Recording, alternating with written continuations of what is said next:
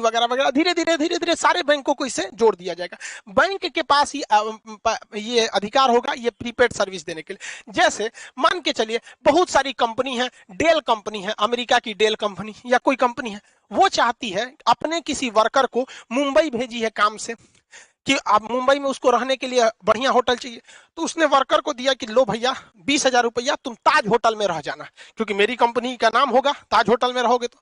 लेकिन वर्कर सोचेगा ताज होटल में ना रह के कोनो और होटल में रख देते, पैसा बचा लेंगे, तो कंपनी को लॉस लगा कि नहीं लगा। तो अब कंपनियां क्या करेंगी, धीरे धीरे जब ये एडवांस होगा तो वो क्या करेगा, डेल कंपनी किसी बैंक को कहेगा कि हमको 20,000 रुपया का ताज होटल का एगो कूपन दे दीजिए, QR कोड दे दीजिए।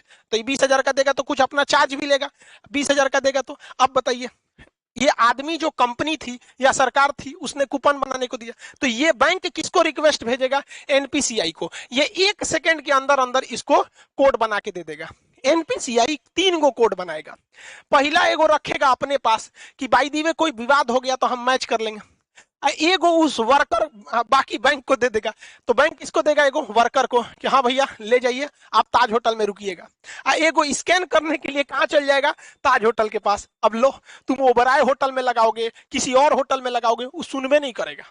क्यों, क्योंकि एक जोड़ा उस कर्मचारी के कहाँ पे था, वाउचर में दिया गया था मोबाइल में स्कैन करने के लिए। एगो किसके पास था, ताज होटल के पास, और एगो किसके पास है, NPCI के पास। कि बाद में कोई विवाद हो जाए कि ना मैच नहीं कर रहा है और कंपनी का ना ताजे होटल का ही है, मैच क्या नहीं करेगा, तो ये सुलझा सके। समझ में आ गया। इसके अलावा एगो ये अपने पास इसलिए रखता है कि मान के चलिए इसने भेजा और कर्मचारी आया ही नहीं, 1-2 साल तक नहीं आया, तो बाद में वो वाउचर बर्बाद नहीं ना होगा। तो एक फिक्स टाइम के बाद NPCI कहेगा उसे ताज होटल में जाइए, नहीं रहा है 2 साल हो गया, एक काम कर जिसका है पैसा वापस कर दे, लो भैया।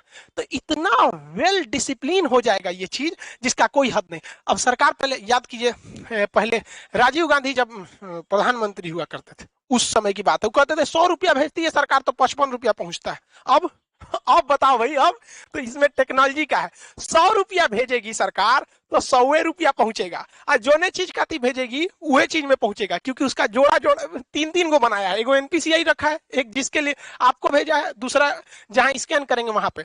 अब जैसे मान के चलिए किसी को, अब अपने इतना तो समझ ही गए, अभी सरकार ने कुछ मंत्रालय को इसमें किया है, आगे जाके सारी चीजों को इसी से जोड़ दिया जाएगा, वही काम ही आ सकता है।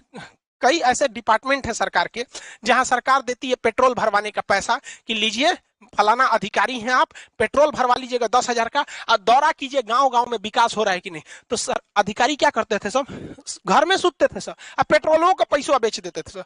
अब सरकार ये ना करेगी, अब सरकार उनको 10,000 रुपया का पेट्रोल ना देगी, 10,000 रुपया का QR कोड देगी। लो बउआ तू 10,000 का QR कोड लो, और भारत के पेट्रोल पंप को भी वो QR कोड सेम दे देगी कि हमारा अधिकारी जहां आएगा पेट्रोल भरवाएगा, QR कोड दिखाए दे देना। अब अगर वो घरे में बैठल है, कैश पैसा आना नहीं है, टाइम के अंदर खत्म नहीं होगा, तो NPCI वापस पैसा सरकार को भेज देगा। अब लो, तो इसीलिए इसे कहा जाता है कि स्पेसिफिक पर्पज के लिए ही स्पेसिफिक इंसान ही यूज कर पाएगा। तो ये पूरा खेल चल रहा है NPCI के अंडर में, वो काफी मैच कर रहा है इसको। इसके और भी बहुत सारे फायदे हैं।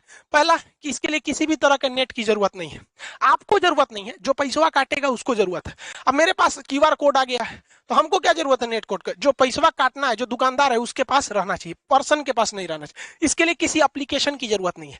पहले आप पेमेंट पैसा देते थे UPI के थ्रू या किसी के थ्रू, तो आपको कोई ना कोई, चाहे गूगल पे रखिए, पेटीएम रखिए, भीम रखिए, फोन पे रखिए, अब बड़ी ज्यादा था ससुरा पेमेंट ऐप, तो कोई ना कोई एप्लीकेशन की जरूरत है। ऐसा कोई अभी एप्लीकेशन की जरूरत नहीं है, आपके मोबाइल पे QR कोड आ जाएगा, रजिस्टर मोबाइल। दूसरा, इसमें किसी भी तरह के रजिस्ट्रेशन की जरूरत नहीं है।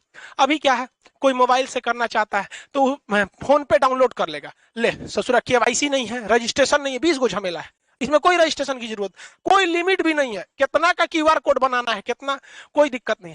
अभी ये शुरुआती फेज में, आने वाले 4-5 साल बाद ये बहुत ही ज्यादा बढ़ जाएगा। एक वक्त था, आज से 10 साल पहले लोग ATM यूज करने नहीं जाते थे।